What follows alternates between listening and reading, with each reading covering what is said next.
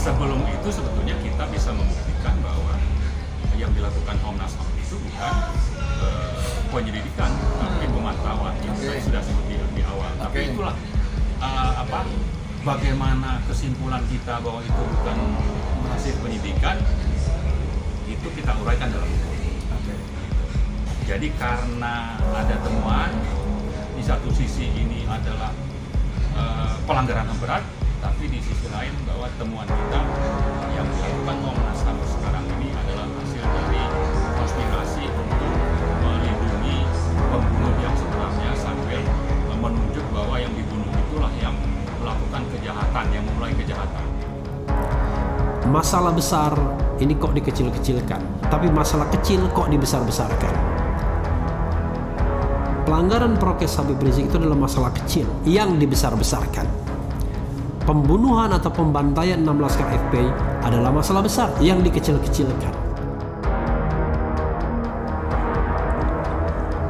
Ungkap fakta otak dan pelaku dibalik tewasnya 6 laskar FPI. Terhadap orang-orang yang terdapat dalam 2 mobil Avanza hitam B1278 PWI dan Avanza Silver B1278 KGD. Ini salah. Yang Avanza hitam itu 1759 PWI dan Avanza Silver B1278 KGD. Ini typo ya. Senjata api yang diduga digunakan oleh Laskar FPI. Yang keempat, meminta proses penegakan hukum akuntabel, objektif, transparan sesuai dengan standar hak asasi manusia. Tapi itu justru digunakan tidak secara objektif dan tidak juga pernah mengklarifikasi ke FPI, lalu diambil, dicomot bagian-bagian yang sedemikian rupa sehingga tadi kesimpulan terhadap laporan pemantauan itu adalah ini gitu. Ya, termasuk kalau memang menyebutkan tadi yang bahasan Pak Edi, Bang Edi sampaikan itu tentang ada institusi lain, sebetulnya kan mereka tahu kenapa tidak dituliskan. Kalau memang itu dari BIN misalnya, ya sebut aja itu dari BIN, panggil aja BIN-nya, kan begitu kan. Tapi kalau dengan BIN takut, ya gimana negara ini bisa berjalan ya? Kalau ada lembaga yang seolah-olah tidak tersentuh hukum, ya kan, kita mau ya negara hukum sesuai dengan Undang-Undang Dasar ya, pasal 1 negara hukum, ya mari kita tunduk kepada konstitusi. Dan tidak ada sebetulnya yang punya kekuasaan tertinggi itu adanya presiden. Apakah istana atau staf khusus istana bisa mengatur para hakim? Apakah tuntutan 6 tahun ini memang akan menjelma menjadi vonis yang 6 tahun juga? Ini yang menjadi persoalan yang menurut saya harusnya menjadi entry point untuk mengungkapkan bagaimana tali temali kait mengait ya soal pembunuhan 6 laskar FPI tersebut. Terlebih sekali lagi Komnas HAM kan sudah mengatakan paling tidak 4 orang dibunuh secara unlawful atau unlawful killing. Penyidik telah melaksanakan gelar perkara terhadap peristiwa KM 50. Dan kesimpulan dari gelar perkara yang dilakukan, maka status dari terlapor 3 tersebut dinaikkan menjadi tersangka. 3 tersangka. Akan tetapi ada 1 terlapor ya, inisial FPJ itu meninggal dunia berdasarkan 109 KUHP karena yang bersangkutan meninggal dunia, maka penyidikannya langsung dihentikan. Jadi kelanjutannya terdapat 2 tersangka ya, anggota yang terlibat dalam peristiwa KM 50.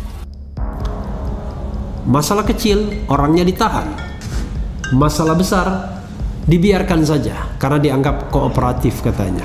Padahal itu adalah soal pembunuhan. Jadi sobat RH sekalian ya, ini soal yang misteri, aneh di negara ini ya. Hal-hal seperti ini tidak mau diverifikasi, tidak mau diinvestigasi lebih lanjut oleh aparat penegak hukum. Bahkan sobat era sekalian oleh Komnas HAM sekalipun yang semestinya sangat peka terhadap soal-soal seperti ini. Ini kan bisa menjadi crime by omission. Jadi tidak hanya crime. Jadi ada yang namanya crime by commission yang melakukan, tapi ada juga crime by omission, pembiaran. Memang aneh, Komnas HAM dalam laporannya menyebutkan polisi sebagai narasumber, ya kan, dalam laporan itu. Kemudian polisi sebagai narasumber mengatakan sejak dari Megamendung, Sentul, ada tim institusi lain. Itu memang aneh kalau Komnas HAM sampai tidak mengetahui atau tidak menyebut institusi lain itu dalam laporan. Betul. Dan mestinya malah berani memanggil dan menyebutkan dalam laporan itu. Ya, kalau memang ada istilah lain, perannya itu apa? Jangan terus selalu ini dijatuhkan kepada polisi saja dan akhirnya yang jadi tersangka itu 3 orang polisi. Yang paling penting bagi publik bahwa yang dijadikan landasan oleh pemerintah saat ini untuk memproses pembunuhan 6 pengawal tersebut adalah landasan yang tidak sesuai dengan hukum. Karena itu mestinya batal demi hukum, dan karena itu juga kita minta prosesnya diulang lagi. Bukan diulang, dilakukan karena belum terjadi kan? Ya, maksudnya kerja dari kerjanya si Komnas HAM yang sumir, yang bermasalah ini ulang lagi, dan itu artinya mereka memulai untuk melakukan penyelidikan dengan dasar hukum undang-undang yang berbeda yang 26 tahun 2000 tentang pengadilan HAM. Betul. Dengan mekanisme dan tata cara yang ditentukan oleh undang-undang. Karena bagaimanapun yang namanya hukum itu harus ditegakkan. Karena kita sudah berkomitmen untuk menjadi negara hukum, yaitu negara yang menghormati sebuah proses hukum sebelum menghukum seseorang. Jadi tidak boleh Eigenrechting ya. Eigenrechting itu adalah tindakan untuk main hakim sendiri, tidak boleh. Harus ada sebuah proses hukum, due process of law, untuk menentukan kesalahan, dan saya yakin kesalahannya kan kecil-kecil saja sehingga tidak pantas berbuah penghilangan nyawa. Kalaupun dianggap salah, kan paling kepemilikan senjata kalau itu memang benar. Itu pun kalau memang benar. Tapi kesalahan lain kan tidak ada sesungguhnya, baik oleh Habib Rizik maupun oleh para pengawal-pengawalnya. Banyak misteri yang telanjang ya di kasus kilometer 50 ini ya.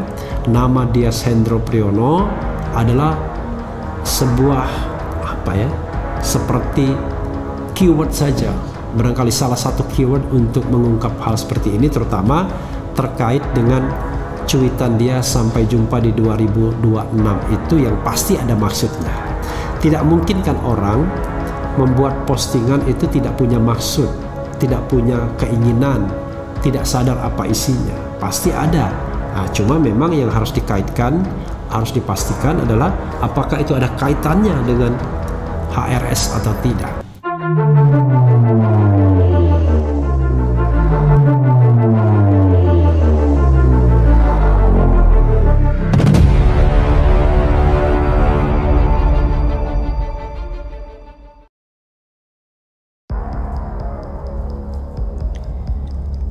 Habib Rizik Syihab tuding Dias Hendro Priyono otak dari kematian 6 laskar FPI. Mantan pimpinan Front Pembela Islam Habib Rizik Syihab menyeret nama anak AM Hendro Priyono, Dias Hendro Priyono.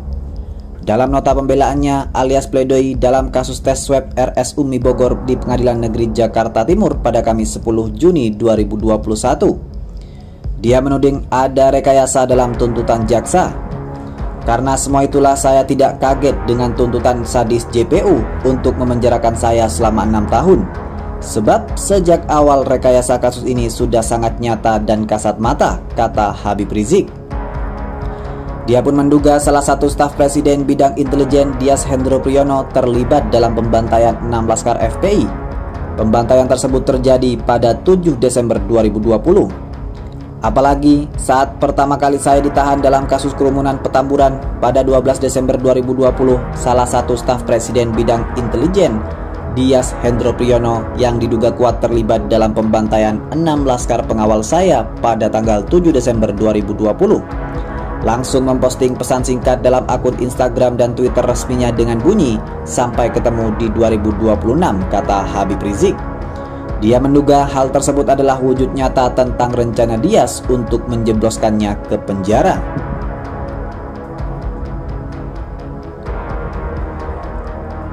Dias Hendro Priyono tidak mau ambil pusing soal tudingan Habib Rizik tersebut. Dia mengatakan Habib Rizik hanya melantur. "Bisa aja emang Rizik ngelantur," kata Dias ketika dihubungi.